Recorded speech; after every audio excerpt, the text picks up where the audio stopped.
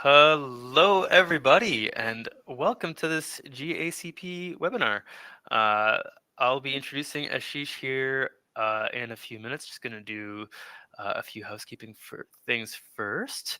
It feels weird to be doing something that's not the state of crafts. I'm so used to doing that, but it's fun. And thanks for being here, Ashish. Thank you.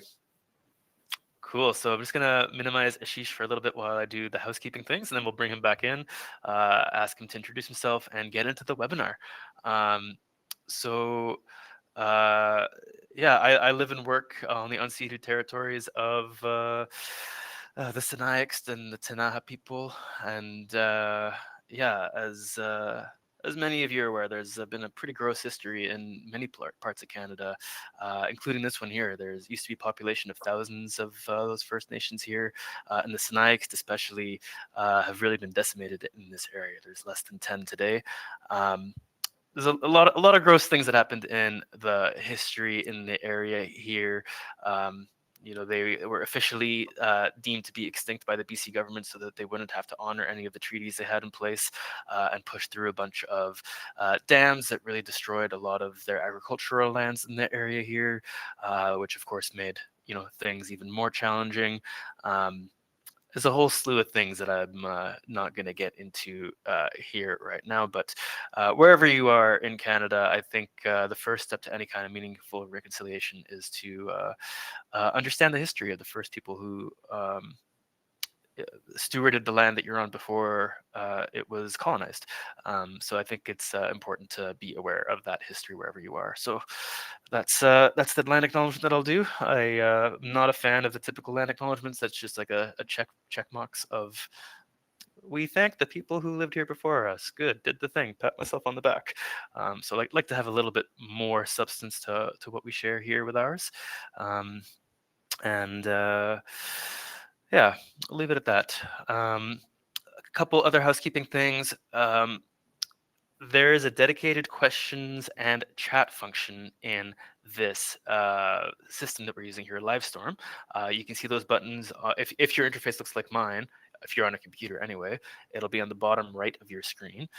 Those of you on phones, I'm not sure what it looks like there. We love it when you interact with us. We would like you to ask questions as they come up. If there is a question that you like that somebody else has asked, you could upvote it, and we will be sorting questions based off of the most upvoted. I might ask questions in the middle of the webinar if it's really pertinent to what we're talking about, or it might just be saved until the end. It kind of just depends on what's in flow. But the webinar is going to be a lot more fun if you guys are actually engaging with us and asking us what matters for you. And then if you have commentary on anything, if you just want to say hi, we love that too. And then use the chat for that. But yeah, for questions, please use the dedicated questions section that we have there. So without any further ado, I'm going to bring Ashish back to the forefront here and say hi first to everybody who is in attendance. Thank you all for being here. There's 13 of you so far, and we expect a number more. And hi, Ashish. Welcome to the stage here. Yeah, thank you, Sami. Thanks for inviting me. Really glad to be here with you. Yeah, you're welcome. And I think this is actually your idea, so thank you for inviting me, I should say. Thanks to both of us. Yeah, let's thank ourselves. Isn't that great? Ashish, can you tell me and our audience a little bit about yourself? I'm curious about who you are, your history in kind of the quality assurance space and in the cannabis space, and then yeah, let's focus on that first, and then we'll get into what your company does after that. Absolutely. I mean, as everyone would know, my name is Ashish, or Ashish Singhal in full. I started my journey with a biotechnology degree. I was very enthusiastic about the science and everything from the beginning since I started my career. And after that, I did a master's in food science. That was my entry into Canada. And after that, since then, I've been in QA and regulatory field, starting with the food industries, agriculture industry. If you believe me, I have tasted canola oil while it's just produced, so it tastes really nice. So that was one of my job in the canola oil tasting industry. It tastes really nice, actually. Um, and and then I moved into cannabis in 20. 2019, I would say, but I started prepping for 2018. Since then, I've been in QA and regulatory field, working in the licensing sector, compliance sector, which is technically licensing, and as a QAP, Health Canada Security Cleared QAP. And lately, I've been working with a lot on the EU GMP and the GACP side of this stuff. So overall, that is my background. I could tell you. Yeah, What definitely. about And CanSat Consulting? You started this yeah, company. You work as a QA within the Canadian cannabis market. Tell us a bit about what you guys focus on. so at CanSat, yes, the CanSat company, that's my baby. I started in 2022, and I just felt that there was a need of the gap uh, in terms of the real pure knowledge and the experience. So that is the reason I started that organization, and it is going well by God's grace. So our intention is to focus on actually on the compliance side of cannabis, which includes licensing, quality assurance. I work with a number of companies as a fractional QAP and provide services in relation to GACP or EU GMP. We also help companies connecting with buyers, not extensively, but that's also a little bit part of our services. Great. Thanks so much, Ashish. You want to get into the meat of the webinar? Definitely, please. Let's do it. Um, so I guess I think the best starting point. This is a GACP webinar.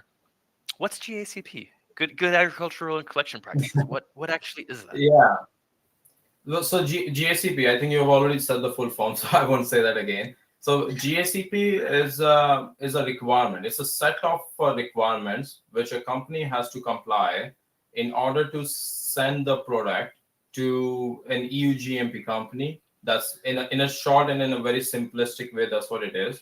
In terms of definition way, what does it mean is that before GMP, the GACP comes, and the GACP in generally involves your cultivation until harvesting.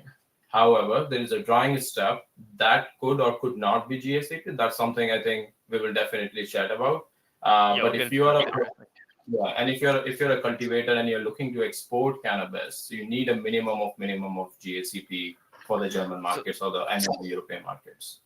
so functionally, if you want to export into the EU, if you want to export into any country that has these GMP standards, you have to be at a higher standard than what GPP requires, which is the Canadian regulatory model. And you kind of have to upgrade your standards from good production practices to this GACP, good agricultural and collection practices. And that then will allow a facility operating in the EU. Or Australia or somewhere that might want to import your product to actually be able to buy from you because you're now at the standard that they are required in order to, Yeah, to bring it to your yeah. farm. Yes, so and then to expand on that, so I will just throw in a little bit GMP. So GACP and GMP goes together generally. That's what the practice is. In this case, you're right. So the GPP standard, when Health Canada started, it started with the highest risk level. Like everyone was worried about GPP. Auditors were very worried about Health Canada. But the auditing process since then has been a little bit easier for companies. While for GACP, the standard is getting closer to EU GMP because they want to make sure that the product you're sending to the GMP companies, it's not just going as a process. It's actually processed at EU GMP companies. So that is the intention generally with the GMP companies. So yes, the standards are a bit higher for than the GPP. Some of the requirements are extra, like risk assessments. In GPP requirements, you're not required to conduct any risk assessments at all. There is also a new requirement of validation. So that is also there in the one of the main or key requirement in the new GACP requirements. And I'm gonna skip over all this for now, but we will come Yeah. back to this. A big chunk of this webinar will focus on diving deep into everything that Ashish just touched on here right now. I want to start off though, kind of at this higher level. So we talked about the what. We kind of touched on the why as well, but I want to dive deeper into that. I mean, the why is to be able to export. Why would somebody care about wanting to export? What does that mean for them, Ashish? That's a very good question, and I think it goes without saying that we know that the domestic cannabis market is struggling a bit. No matter how good a product you could produce, the supply chain is could be disruptive.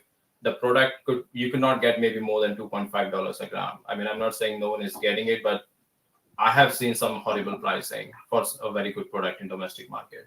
So at least what happens on the export level when you're exporting the product, what does it do is that the medical cannabis market in Germany, UK, they still pay a much better dollar per gram. I mean, you can sell it for much dollar per gram at the retail, shouldn't say retail, at the medical level. Now, when does that happen is then they have the ability to pay the Canadian growers a little bit more, or maybe a significantly more in many cases than the domestic market. At the same time, when you're trying to sell the product in a bulk format to the export market, compared to cannabis products, which is finished package and labeling, you are saving a lot of money in the excise taxes too. So overall, it adds up a lot of advantage. There are some markets like a UK market. The UK market is a smaller market than German, but they could pay you a higher dollar per gram than the Germany market too, though the market is smaller. And a lot of these actually goes also the negotiation, how you negotiate your contract, the payment terms and everything. It's very hard to say that this client is going to get $3, this is going to get $4. It depends on when you sit down, how confidently you can convince the buyer that your supply chain, that you can consistently supply without quality issues. They are very particular on the quality issues.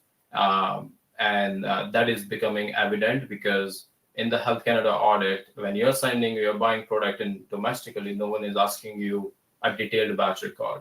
But now I'm seeing a big trend where even the importers, they're asking you a full set of your batch records, and they go in detail why you do not have the temperature, why you do not have the humidity.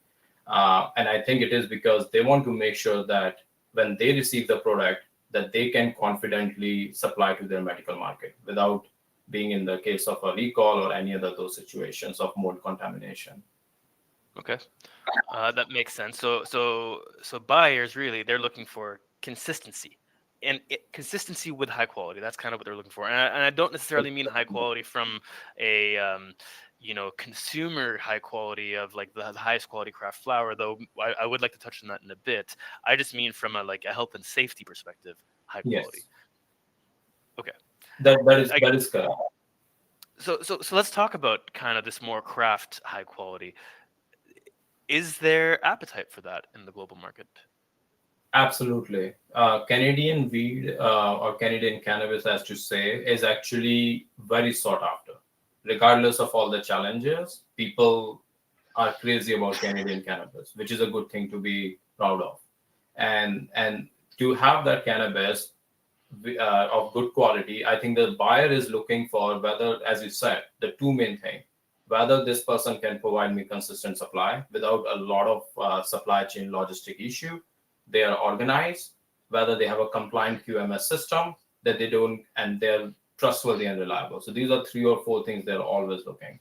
If you, and I think I would say the QMS has become a little bit more paramount because they do not, one of the things we always hear is that this product is tested at this microbial level, which was very good in Canada, but when they test on their end, it suddenly has so much of high microbial count.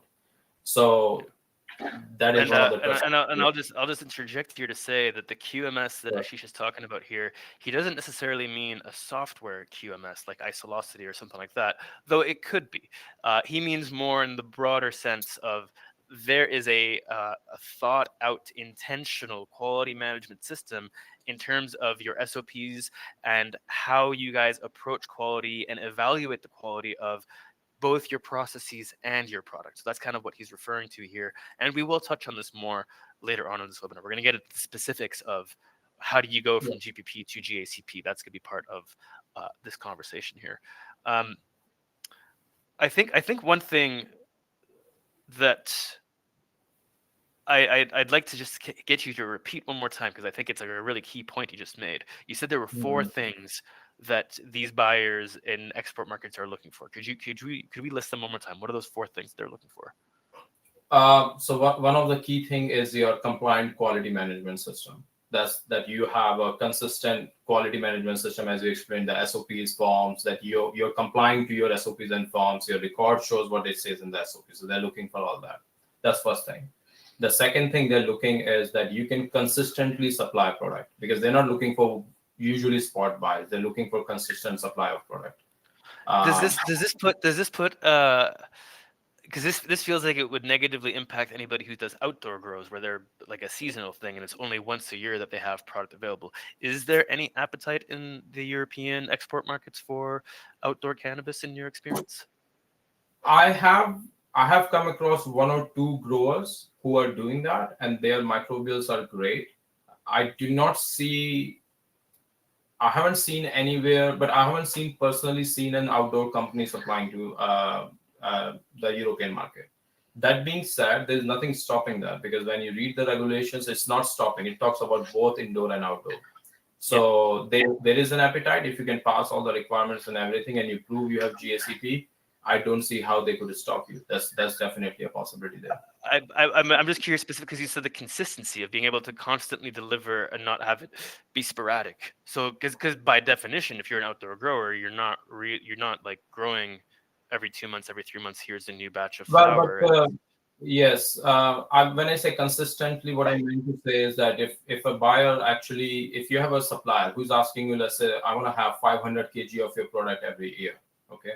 Now, an indoor grower cannot produce that much by capacity, but an outdoor grower might, in their one grow, they might have a much larger farm and they can do all of it at one go. So technically, they might meet the supply requirements.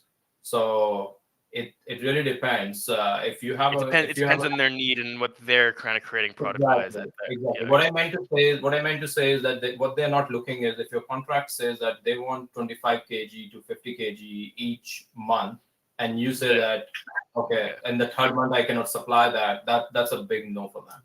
Okay.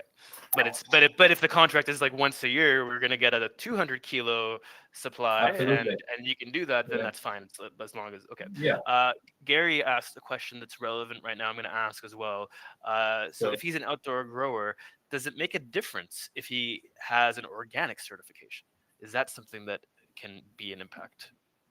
that's a very good question, actually. There are very few companies who has actually an organic grower certification in cannabis. It definitely adds an advantage in terms of a negotiation and talking to the buyer. So there is a company called as ProCert who can do that organic certification. And if you have that, that definitely helps you in negotiation. It does not necessarily help you in GACP. GACP and organic are totally different thing. But having an organic, it gives you an buyer advantage. Sorry, seller Yeah. advantage. Yeah. Okay. So it's completely irrelevant from the process of being GACP certified, but it gives you a leg up in terms of differentiation and being able to be more attractive to. Absolutely, and I would say that they should make sure they advertise on that sense too on their labeling. Although they're doing bulk labeling, they may be able to just have a organic certified or something. They should have some sort of a way. Maybe on their documentation, they should say. Maybe on their batch records, they should say organic certified. So this is a way of a little bit advertising their organic certification too. Great. Okay. So what are the other things? Let's dive into those again. QMS, consistency. What else are the buyers really looking at? I lost my chain of thought. Just kidding. Let me think. Um, I believe that, so yes, consistency, supplier, I mean, trust and integrity, that's very important. So what does it mean is that you're complying with your contract. And when I say complying with your contract is sometime in your contract, it could say that if you're going to if you're going to get the product from another cultivation company and it says you cannot and you end up doing that, there is a way they could figure out because you have a capacity constraint, like you cannot produce that much and they understand that. So these are the terms I would say is a good idea to actually talk to your buyer from the beginning, and they usually understand that. There are some limitations on their end why they cannot allow that. So that's why I think the buyer from their trust and integrity is an important part. And I would I say, think I think you said sorry, as well the actual certification coming from a reputable yes, source. exactly. And I think that it's a good important point to touch base on. This is not we are calling it a certification, but technically it's not a certification. It's actually a certificate which is in complying to the GACP requirements. So I don't want to make it more detailed or confusing it, but what does it mean is that you have a set of requirements on GACP, you comply, and you are issued a certificate. Now, So who so so is let's issuing? let's just backtrack a bit. So Sure. the GACP standard, who is putting that out there? Where is this coming from? WHO and EME. So So the you World have to Health have Organization, and what's the other one? European Medicine Agency, EME. Okay. So Okay. they are putting out a set of standards. They're like, hey, if you want to be able to have this be part of these supply chains in this European market, you have to be able to show that you are doing things at this standard. What they don't do is they don't give you a license and say you are officially at the standard. It's like, no, it just, but you can be audited by them. Like, what's the process of like validating Yeah. that?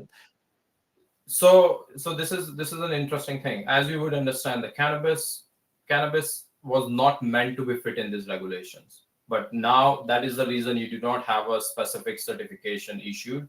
So there are certification bodies, there are recognized consulting companies. So how does the process work is there is a set of GACP requirements and checklists, which if let's say if I'm the grower and I want to have the GACP certification, the very first step is to contact that organization who can give you that certificate.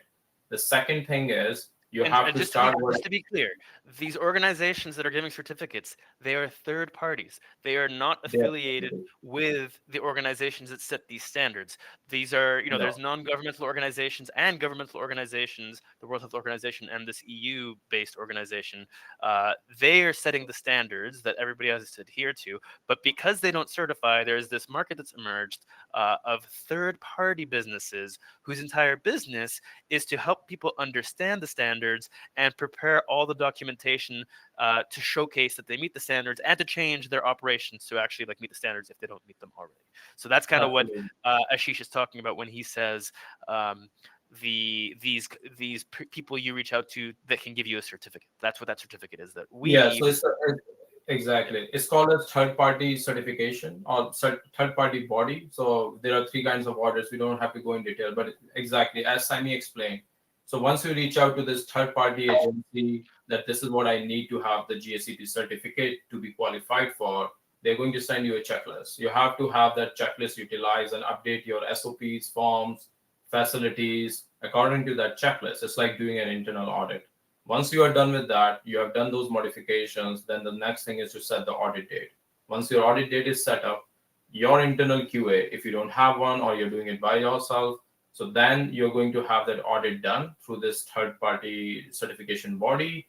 And after that, you get audited, you will get your non-conformance report, any observations they have identified. Those non-conformances observations, you have to provide a corrective action response. And once you clear successfully say or have satisfied the requirements of the certification body, they will issue you a certificate. So that's the whole process. And generally, you have to have an annual certification done to keep maintaining your GCP compliance. So, in other words, I'm going to paraphrase what I understood from here just to like kind of get Yeah. the steps involved. Step one is you find an organization that does these third-party certificates that you talked about. And importantly, based off what you were saying earlier in terms of what the buyers are looking for, you want to make sure that this third party has an actual good reputation in the space. That's step one. That Step is true. two Step two, you negotiate whatever you negotiate, figure out a relationship with them, and you'll share with them to some capacity like what it is that you're doing and in a documented manner, and then they will give you a report that's called this non-conformance, whatever you said, that outlines all the ways that you do not comply with GACP, and then you basically have to address all those things, show them the documentation to what you fixed, and I guess that process kind of repeats. But then the next non-conformance report will be like a lot smaller. It'll be like, okay, well, these three things weren't quite enough. Everything else was good. This is what you have to address in these three changes to meet the requirements. Then you do it one more time, and then you're good. Whatever it is. Is that kind of the process? Yeah, that is Or correct. You nailed it. So basically, that is the process. And I just want to add one thing here is when someone is going to prepare for this audit, don't just prepare for this audit because the same report which you're going to get generated or lower non-conformances, some of your buyers will be requesting the same audit report. So that report or that supporting documents you could have or the system you're going to improve, that will pay in the long way. So you don't have to keep doing the same work. You don't have to keep getting qualified by different buyers indefinitely. You can utilize those systems you have built out and keep maintaining that, because they will be going through this. They will be doing the same process the certification body did. They will be auditing. Every buyer is going to audit. They're going to have a TQA, technical quality agreement. Will have those standard documentation on their end. Okay. So we'll get into some of the technical things you said there, and then but one thing I want to go back to. You said this is an annual thing that you need to Yeah, undertake. it's an annual. What's the kind of cost somebody would be looking at if they're doing this annually? If you have The cost, yeah, the cost is very hard to tell you right now because the cost depends on someone's system. The certification itself, like if you're just getting a certification, like a declaration, a GACP declaration, it might cost maybe $6,000 to $7,000. It's not that crazy, but to prepare that, or if you already have the system, that might be an additional cost, depending on what is the state. is this $6,000 to $7,000 a year you're talking about here? Yeah. Okay, so let's talk about the numbers in revenue then. Is the increase in revenue substantial enough that becomes a worthwhile expenditure? Absolutely. And I mean, when I say that, this is just the certification cost. This is not the cost of helping you to build your system if you don't have that capacity. But to add to that revenue part, I mean, even if you can get a 50 cents to $1 gram more than a domestic market, and you're producing, your capacity now is 2,400 kg, but no one is doing that. But let's say if your capacity, you're doing 600 kg of dry cannabis a year minimum. So that's 600 kg into $1. That will be itself what, $600,000 more. Yeah. So I mean, this is not a no-brainer. Yeah. So even if it's only 50 kgs that you're able to export a year, let's just call it that. Yeah. And if it's like $1 more, which is a very reasonable, realistic thing, could be. I would imagine it's actually going to be higher than just $1 a year. Then you're looking at $50,000 just right there. So for a small scale grower that's able to kind of put a deal like that together, that could be a pretty significant impact on their earnings. And it is a significant impact. And I will just add one thing here is that, this is a little bit from the business point. Sometimes what I see is that whenever someone gets a new contract, they get so much stuck on the pricing, which I understand from the business point, that I need to have the highest price in the first. But don't look at that. Look at the consistency. If you have a big buyer who is going to buy a consistent product, that relationship is going to pave the way to get more buyers, and that's going to be very helpful for the business, like in the continuity. So would you say like finding like a small but consistent, like, okay, you only want to buy like 20 kilos a month, but you want to do it consistently, so I can sell, what would that be? 20 times 12, 240 kilos a year through you. My capacity is 500, but you know what? This 20 kilos a month at this price point, that's a little less than what I wanted, but still significantly higher than in Canada. That's you'd say just do that, because then you can have kind of this increased revenue that's consistent, and from that have more breathing room and be able to then expand into whatever other opportunities come later. Yeah, in most cases, the price per dollar per gram is going to be more than the domestic. In most cases, so if it is the same, you wouldn't go through this process if it wasn't. Like this is more work ultimately to and more. There is a price compression. Yeah, there is still a price compression in the European markets. I mean, I wouldn't say that everyone is going to get the highest dollar per gram. There is still a price compression, but what I'm saying is that compared to domestic, is still higher. Especially once you factor in the lack of excise duty. And like I don't know what the European taxation is like, but I'm familiar with the American one, and there isn't a single state in the US that has higher taxes than Canada. Canada's like way more expensive than pretty much every single state. It's like significantly more expensive than most states, and then somewhat more expensive than others, but there's no state that has higher taxes than Canada. I want to quickly tell you one thing. Yeah, so just to add one thing, I went to Michigan. In the Michigan, I bought a cannabis for $4 for edibles, and that was 200 milligram of total. I don't know what's the capacity, because every state is different.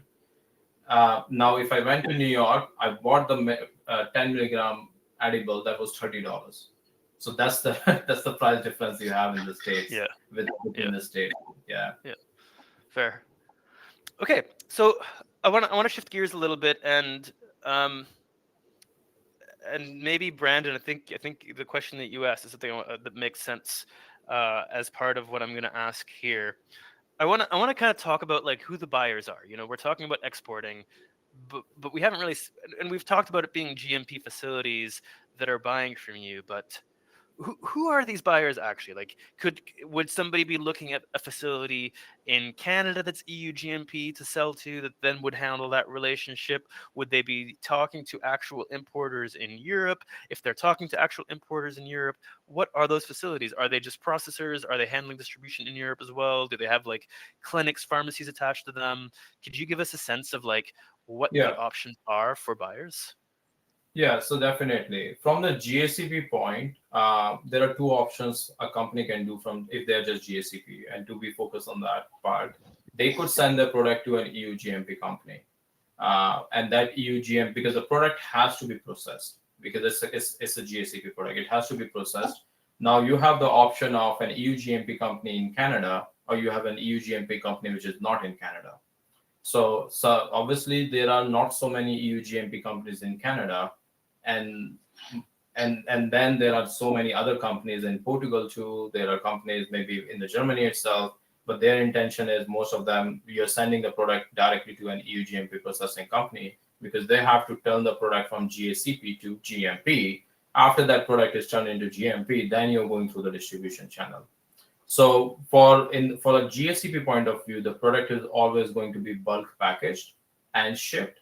Now that there are multiple other requirements that depends on your specification sheet and all. I think one of the question is that, and we can touch base on that later. Testing requirements, what kind of packaging they require, whether it has to be compliant to. The reason being because the EU GMP companies who is buying the product from you, or maybe they're just as a intermediary, they also want to make sure that they are compliant because receiving a product from a GACP company, they're also taking a risk, and their certification is very stringent. So that's why that is the reason they do all the qualification on the GACP companies. So in terms of the process, just to simplify, GACP to EU GMP. The EU GMP, whether in Canada or non-Canada, that depends on where you want to send the product. I'm just gonna cut you off for a second because at this point all I want to know is what the options are in terms of buyers. Like what are their stories? What are they typically like? Like what's the difference between like why would you want to sell to a company in Canada that's EU GMP Because versus a company in Europe? yeah, What's the pros and cons for each?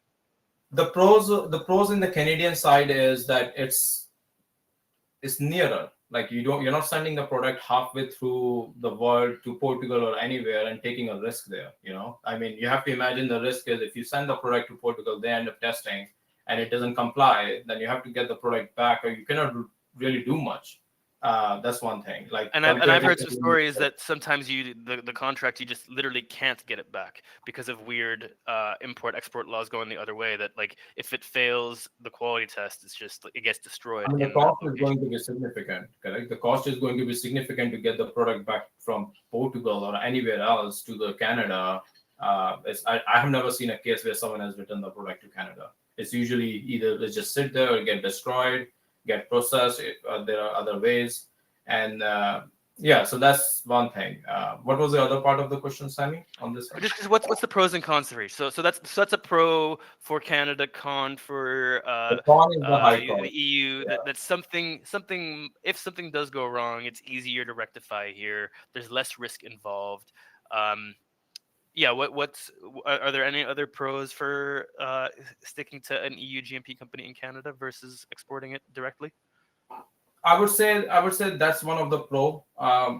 That's the main pro I would say. But one of the pro could be in future is that if they end up changing the GACP requirement that you cannot dry cannabis at your GACP facility because technically drying is a processing step. It's not a cultivation.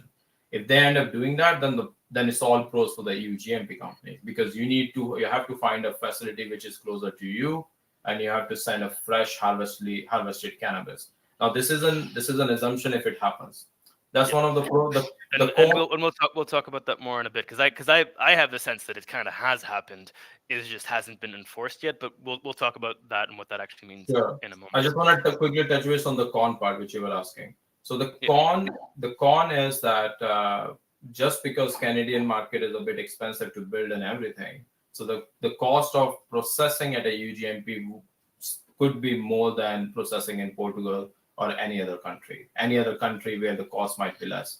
So if you are paying the processing to an EU GMP $1 a gram, it might be 70 or 60 cents a gram in Portugal or anywhere else. So that is one of the con I could say. I'm not saying it happened. In Canada also we have seen price compression in that sense, but we still see that there is a price difference there. So if you're selling to an EU GMP certified facility in Canada that their model is exporting, would they give you a better price for your GACP product compared to just whatever other LP that isn't doing exporting, isn't looking for GACP product? Is there better pricing offered in Canada for Canadian growers doing GACP? Are you talking about the final pricing, like the final price which the you're talking about I'm talking about, okay, I'm a grower, and I've grown my cannabis. Maybe I've dried it, maybe I haven't. I don't want to like get into that topic right now. But whatever the case is, there's two Canadian companies that want to buy from me. One is they're both LPs. One has GMP certification and their model is export based, and you know that you are selling to them as a GACP producer because they want to export your product. The other yeah. facility is just doing whatever. They're just uh, insert thing here. It doesn't really matter, but it's not exporting. Will you get a better price in Canada from that EU GMP Yes, company? yes. But I want to add one caveat here. The answer is not that straightforward here. The question is, who is your actual buyer? Is the buyer is the UGMP company or is the buyer in the Germany? So you could have a two-way contract versus three-way contract, depending Oh, so who you is could have a contract with a European company where there's into the contract is built in, hey, we have a relationship with this person who can do the drying for us and get it to us. And so that'll be different versus, hey, I am a I don't know, like one of our customers is GMP. What's their names? Agile Labs. They're a concentrate company in Alberta somewhere. So they're EU GMP. I mean, they have their own cultivation, but let's say they wanted to buy GACP from another facility.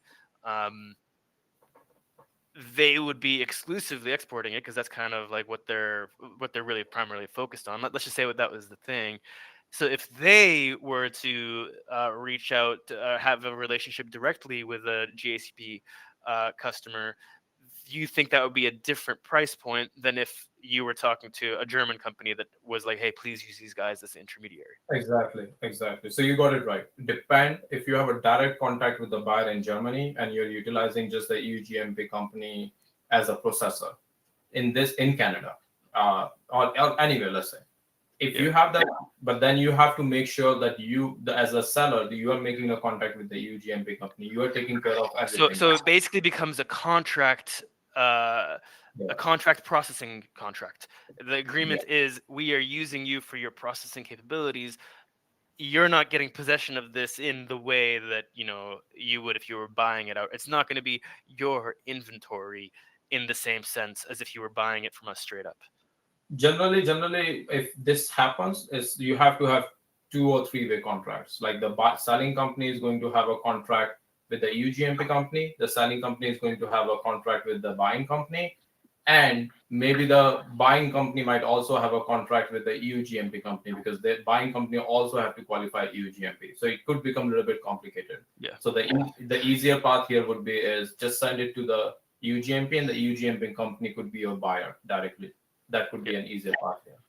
And so in Canada, let's say let's say we have this EU GMP company here that has their own relationships with exports, and they're just looking for GACP because they want to like Yeah. funnel and have consistent supply. My assumption is that they would want to pay a little more because they're getting paid more, they have higher margins, and they want that consistent higher quality. And if they're working with somebody who's doing things at a higher standard, they're doing it at a higher standard because they're expecting more money. I mean, I see the aspect of we would offer more money per gram because that's a requirement and an inevitability for it to be sustainable. But I also see the side of, damn, this Canadian market's been really hard. We want to get as much money as we can out of it. So we're going to offer you a really horrible rate, even though it should be more. And there's been a lot of that kind of, uh, borderline unethical, actual unethical behavior in this market that we're in. So I'm just curious if you have a sense of whether the prices actually increase or whether people try to like take advantage of growers? I would say, I mean, yes, I have seen that. I wouldn't say I haven't seen that. But I've also seen that because sometimes the seller is holding on the product too long, so they don't get much option then. So they're holding on the product, which I understand because, and I feel that. So, Yeah, if you don't have a relationship with the final buyer in Europe, then you run the risk of this intermediary not you do. being great at their business side and the sales It's side, and always kind of it's always a good habit, not just in this business, any business, to directly form the relationship with the buyer. yeah. So in this case, if it's Germany, Australia, UK, and building those relationships goes a long way, and then you could figure out whether you want to do two-way or three-way. Okay, that's great. Okay, so let's get into the European side now. Are there different types of buyers that you could be interacting with there? Yeah, like can you give us a sense of like, they're going to be EU GMP, that's a requirement, but are there different business models that can exist that people can be interacting with, or is it pretty much always the same thing? Do you have a sense of that? I would say there could be only two technically. There could be a distributor or there could be a EGMP processor. The product has to, in my understanding, the product has to go through a distributor in Germany. When I say distributor, like And it and goes to. can the distributor be the same as the processor? Can one company hold both licenses, or are they generally two different companies? Generally, I have seen that those are two different entities. But generally, this is what I have seen. They're two different entities. I have come across one entity who has both, but generally, I have seen two different entities.